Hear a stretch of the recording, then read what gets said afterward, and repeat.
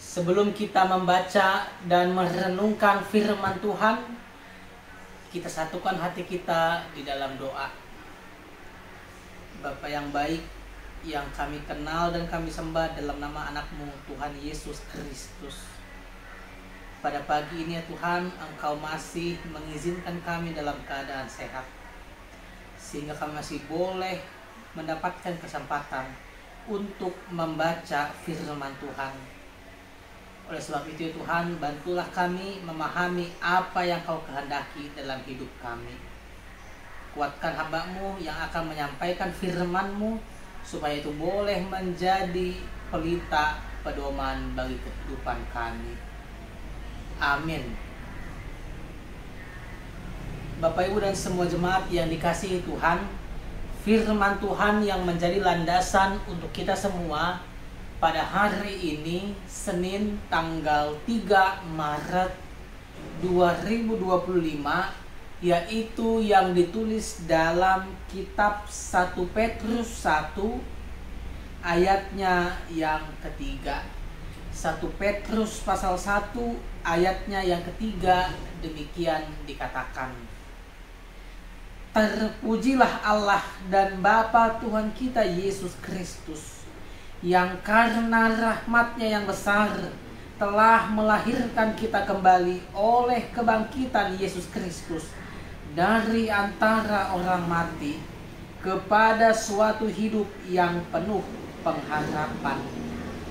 Dalam bahasa Batak dikatakan pinuji madewata amani Tuhata Yesus Kristus, naung manubuhok kita padua halihon sian godang niasi nirvana, marhite-hite haheyon ni Yesus Kristus yang akan namate asa marpakirimon na mangulu hita. Amang inang, kata kunci yang paling penting dalam teks ini adalah tentang kelahiran kembali. Dalam hal ini yang mau ditekankan adalah bagaimana kita mengalami kelahiran kembali di dalam Yesus Kristus. Tentu jika dikatakan istilah lahir kembali, jangan kita memaknai ayat ini dengan kacamata dunia. Sebab tidak mungkin manusia yang sama dilahirkan kedua kali melalui rahim yang sama. Oleh sebab itu teks ini mau mengatakan bahwa kelahiran kembali hanya bisa kita dapatkan melalui iman di dalam Yesus Kristus. Pertanyaannya, kenapa kelahiran kembali ini sangat penting? Sebab kita adalah manusia yang telah jatuh ke dalam dosa. Tentu sebagai manusia yang jatuh ke dalam dosa, kita tidak lagi punya status kekudusan. Kita tidak layak lagi ada bersama-sama dengan Allah. Oleh sebab itu, kita memerlukan kelahiran kembali, supaya dengan itu kita dibersihkan, dikembalikan status kita menjadi semula.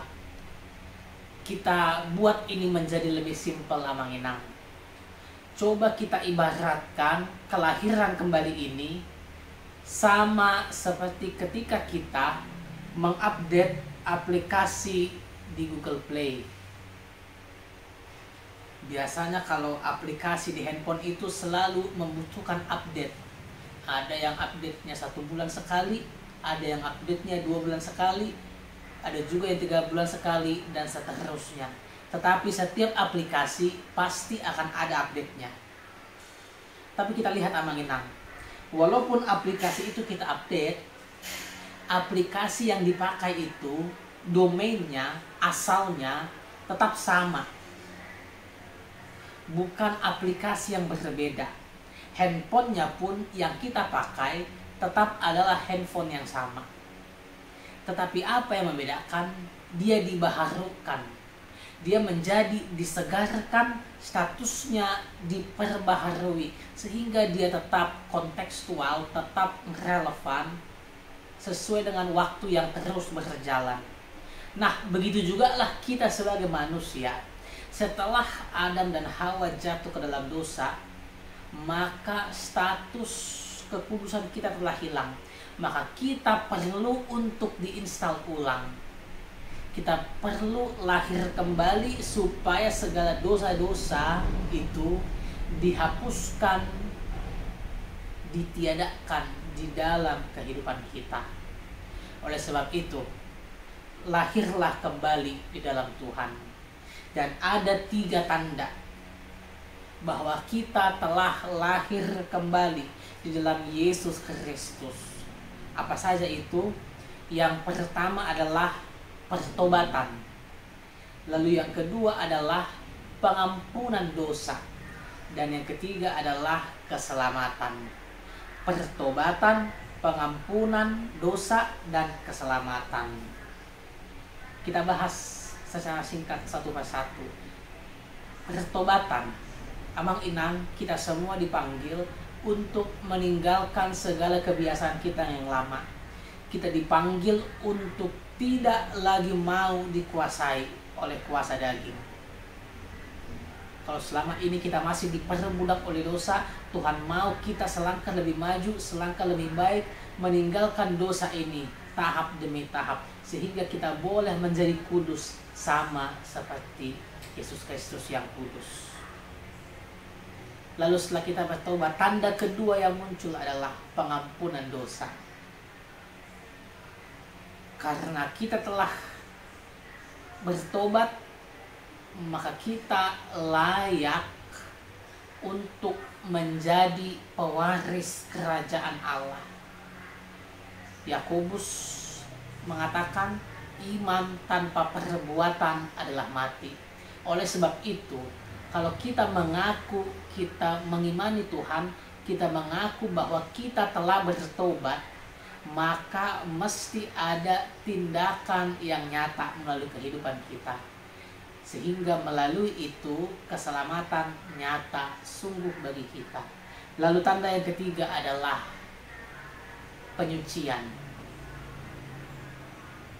Amang Inang, kelahiran kembali bisa kita umpamakan lebih simpel seperti misalnya ketika kita mencuci baju ini.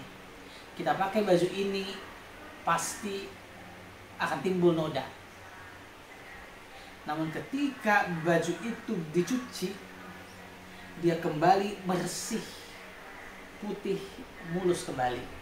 Nah, ini menandakan bahwa kelahiran kembali itu adalah sebuah upaya untuk membersihkan noda-noda dosa dalam hidup kita, sehingga kita disucikan, kita menjadi putih bersih di hadapan Allah. Oleh sebab itu, siapapun yang telah mendapatkan kelahiran kembali, kematian bukan lagi menjadi sesuatu yang menakutkan bagi kita. Sebab kematian hanyalah sebuah media, hanyalah sebuah jalan bagi kita untuk sampai kepada hidup yang kekal selama-lamanya. Oleh sebab itu, marilah kita semua memperbaharui diri kita waktu ke waktu, hari ke hari, menjadi manusia yang lebih baik lagi. Amin. Kita bersatu dalam doa. Bapa yang baik, kami mengucap syukur Engkau telah menyapa kami melalui firman-Mu yang kudus itu, di mana Engkau mengingatkan kami Tuhan, supaya kami boleh menjadi manusia yang dilahirkan kembali di dalam iman melalui Yesus Kristus. Kami mau Tuhan Engkau baharui, kami mau Tuhan Engkau sucikan, supaya kami boleh betul-betul menikmati keselamatan dan menjadi pewaris kerajaan Allah. Tuhan, banyak dosa kelemahan dalam hidup kami. Kami mohon Tuhan, kuatkanlah kami supaya kami boleh menjadi pelaku firman melalui kehidupan kami masing-masing. Segala aktivitas kami Tuhan sepanjang hari ini kami serahkan ke dalam tangan-Mu, supaya Engkaulah yang memberkatinya senantiasa. Amin. Bapa kami yang di sorga, dikuduskanlah nama-Mu. Datanglah kerajaan-Mu, jadilah kehendak-Mu di bumi seperti di sorga. Berikanlah kami pada hari ini makanan kami yang secukupnya. Dan ampunilah kami akan kesalahan kami, sama seperti kami juga mengampuni orang yang bersalah kepada kami. Dan janganlah membawa kami ke dalam pencobaan, tetapi lepaskanlah kami daripada yang jahat. Karena Engkaulah yang mempunyai kerajaan dan kuasa dan kemuliaan sampai selama-lamanya. Amin. Kasih karunia Tuhan Yesus Kristus, kasih setia Allah Bapa, dan persekutuan Roh Kudus menyertai kamu sekalian. Amin.